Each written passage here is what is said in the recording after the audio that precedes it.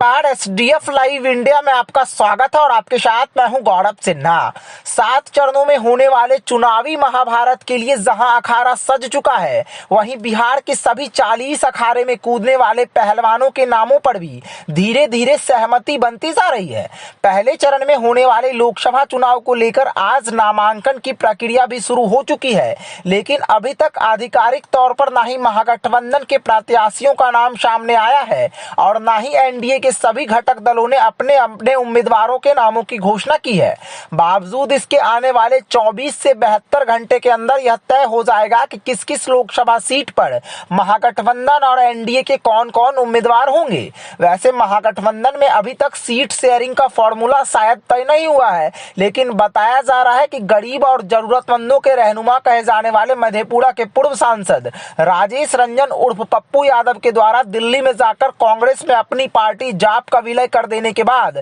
लगभग यह तय हो गया है कि वह कांग्रेस की टिकट पर पूर्णिया लोकसभा से चुनाव लड़ेंगे और लगभग सभी प्रत्याशियों के नामों का ऐलान भी जल्द कर दिया जाएगा। वैसे पप्पू यादव की कल मंगलवार को राबड़ी आवास पर राजद सुप्रीमो लालू प्रसाद यादव और नेता प्रतिपक्ष तेजस्वी यादव से वर्तमान राजनीतिक हालात सहित सीटों को लेकर मंत्रणा हुई है।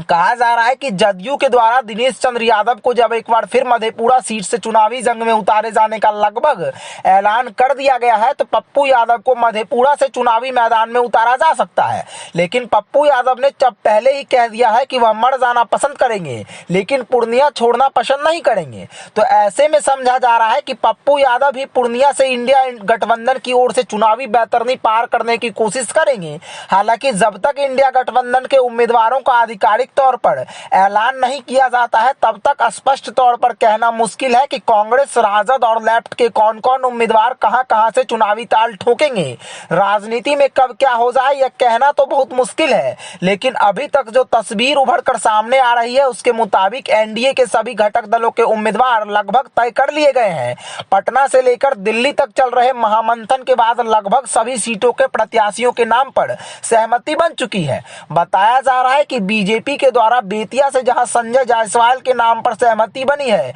वहीं मोतिहारी से राधा मोहन सिंह द्वारा प्रस्तावित प्रमोद कुमार अगर उम्मीदवार नहीं बनते हैं तो राधा मोहन सिंह ही उम्मीदवार होंगे। मधुबनी से अशोक कुमार यादव, अररिया से प्रदीप सिंह, दरभंगा से एक बार फिर गोपाल जी ठाकुर, मुजफ्फरपुर से अजय निषाद, महाराजगंज से जनार्दन सिंह, सिगरीवाल छपरा से राजीव प्रताप रूडी, उजियारपुर से नित्यानंद राय, बेगूसराय से गिरिराज सिंह, पाटलिपुत्रा से रामकृपाल यादव, आरा से राजकुमार सिंह, बक्सर से अश्विनी कुमार चौबे, नवादा से विवेक ठाकुर और औरंगाबाद से सुशील कुमार सिंह इस बार लोकसभा के उम्मीदवार होंगे।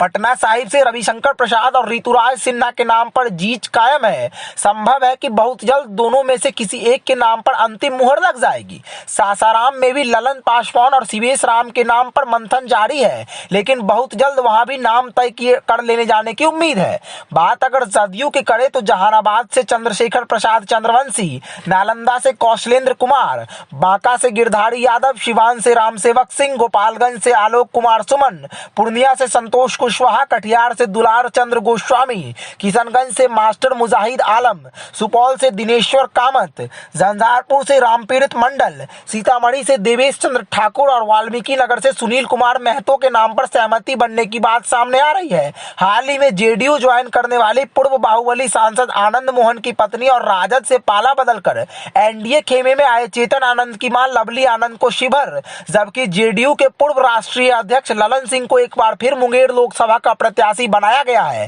गोपालपुर के बड़बोले जदयू विधायक गोपाल मंडल भागलपुर सीट पर अपनी दावेदारी जता रहे थे, लेकिन उनकी चाहत को कुचलते हुए एक बार फिर अजय मंडल पर भरोसा जताया गया है। हिंदुस्तानी आवाम मोर्चा के संरक्षक जीतन राम मांझी गया और राष्ट्रीय लोक मोर्चा सुप्रीमो उपेंद्र कुशवाहा काराकाट सीट से भाग्य आजमाएंगे। कहा जा रहा था कि कुशवाहा महज एक सीट मिलने से नाराज हैं, लेकिन उन्हें विधान परिषद की एक सीट देते हुए बिहार सरकार में एक मंत्री पद, और अगर वह स्वयं काराकाट से जीत हासिल करते हैं तो उन्हें केंद्रीय मंत्रिमंडल में जगह देने का आश्वासन देकर मना लिया गया है। बीजेपी, जेडीयू, हिंदुस्तानी आवाम मोर्चा और रालोम के बाद अगर हम लोजपा रामविलास की चर्चा करें तो आज दिल्ली के केंद्रीय संसदीय बोर्ड की बैठक में मौजूद बोर्ड के सभी सदस्यों ने हाजीपुर से चिराग पासवान के चुनाव लड़ने पर आपसी रजामंदी जताई है। चिराग पासवान की मां रीना पासवान के भी चुनाव लड़ने पर चर्चा हुई, लेकिन अंततः चिराग पासवान के ही हाजीपुर से चुनाव लड़ने पर आम सहमति बनी। दिल्ली में केंद्रीय संसदीय बोर्ड की बैठक के बाद मीडिया के सामने आए चिराग ने अपनी पार्टी के सभी 5 प्रत्याशियों के नाम का ऐलान तो नहीं किया, लेकिन अंदर खाने से जो खबर निकलकर सामने आ रही है उसके मुताबिक पार्टी में टूट के समय धोखा देने वाले मौजूदा सांसदों को सबक सिखाने का निर्णय लिया गया है। ऐसे में यह तो लगभग तय है कि नवादा सांसद चंदन सिंह, वैशाली सांसद वीणा देवी, समस्तीपुर सांसद प्रिंस राज और खगड़िया सांसद चौधरी महबूब अली कैसर को इस बार लोकसभा का टिकट पाने के लिए कहीं न कहीं पापड़ जरूर बेलने पड़ेंगे। वैसे भी एनडीए में किनारे लगा दिए गए रालोसपा प्रमुख पशुपति कुमार पारस ने जहां एक तरफ केंद्रीय मंत्रिमंडल से इस्तीफा दे दिया है, वहीं अब तक यह स्पष्ट नहीं हो पाया है कि वह एनडीए में ही रहेंगे अथवा महागठबंधन में जाकर चिराग के खिलाफ ताल ठोकेंगे। अगर वह अकेले भी चुनाव लड़ते हैं तो यह देखना दिलचस्प होगा कि लोजपा के मौजूदा सांसदों को कहां ठौर मिलता है। वैसे कहा जा रहा है कि समस्तीपुर के मौजूदा सांसद व चिराग के चचेरे भाई प्रिंस राज, खगड़िया सांसद चौधरी महबूब अली कैसर और वैशाली सांसद वीणा देवी अब भी चिराग के समक्ष यही कह रहे हैं कि पुरानी बातों को भुलाकर उन्हें एक बार फिर मौका दिया जाए। लेकिन पार्टी के समर्पित कहे जाने वाले कार्यकर्ता या पदाधिकारियों को इस बार के लोकसभा चुनाव में मौका दिए जाने की पूरी संभावना है। ऐसे में राजू तिवारी, संजय पासवान, अरुण भारती, शिवराज यादव सहित कुछ अन्य का सितारा चमक सकता है। जमुई में बिहार सरकार के मंत्री अशोक चौधरी की पुत्री और किशोर कुणाल की बहू शिवानी चौधरी के नाम पर अगर मुहर नहीं लग सकी तो अरुण भारती का नाम लगभग तय है। अरुण भारती चिराग की बहन निशा पासवान के पति है और उनका पॉलिटिकल बैकग्राउंड भी है। समस्तीपुर से लोजपा रामविलास के प्रदेश महासचिव संजय पासवान को चुनावी जंग में उतारा जा सकता है। राजू तिवारी, डॉक्टर अरुण कुमार, खगड़िया के पूर्व सांसद रेणु सिंह कुशवाहा और लोजपा रामविलास के खगड़िया जिला अध्यक्ष शिवराज यादव को भी चुनावी जंग में उतारे जाने की चर्चा है। लेकिन कहा जा रहा है कि खगड़िया से अजय कुशवाहा, राजू तिवारी या संजय सिंह को मौका दिया जा सकता है। दूसरी ओर कहा यह भी जा रहा है कि खगड़िया से लोजपा के उम्मीदवार चाहे जो कोई हो, लेकिन इस बार बीजेपी के जमीनी कार्यकर्ताओं के विरोध का सामना इसीलिए करना पड़ेगा क्योंकि बीजेपी कार्यकर्ताओं की यही चाहत थी कि किसी भी कीमत पर इस बार बीजेपी का ही उम्मीदवार खगड़िया लोकसभा में भाग्य आजमाए। पहले तो सम्राट चौधरी के खगड़िया लोकसभा से चुनाव लड़ने की संभावना व्यक्त की जा रही थी। उसके बाद चिकित्सा क्षेत्र से जुड़े डॉक्टर एस विवेकानंद की भी खूब चर्चा रही। कहा जा रहा था कि लोजपा, बीजेपी और जदयू की कुछ सीटों में होने वाली अदला बदली में खगड़िया सीट भी इस बार बीजेपी के खाते में जा सकती है, लेकिन अंततः ऐसा नहीं हुआ और पहले से लोजपा के खाते में रही खगड़िया सीट लोजपा रामविलास के खाते में चली गई। ऐसे में देखना यह होगा कि लोजपा के स्थानीय पदाधिकारी या कार्यकर्ता को मौका दिया जाता है अथवा 2014 से खगड़िया लोकसभा का प्रतिनिधित्व कर रहे मौजूदा सांसद चौधरी महबूब अली कैसर येन केन प्रकारेण टिकट पाने में सफल हो जाते हैं।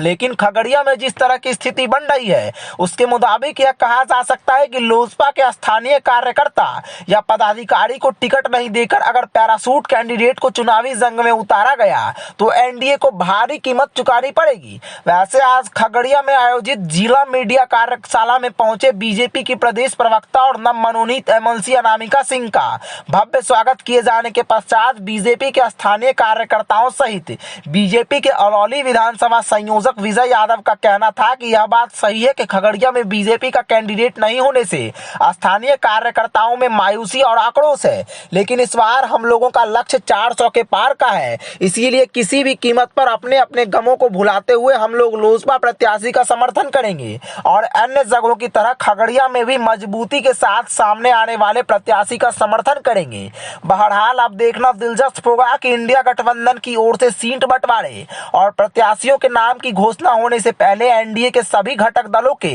प्रत्याशियों के नाम की घोषणा की जाती है अथवा एनडीए और इंडिया गठबंधन के प्रत्याशियों को लेकर कुछ और दिन इंतजार करना पड़ता है और कौन प्रत्याशी किन पर भारी नजर आते हैं। एसडीएफ न्यूज ब्यूरो, धन्यवाद।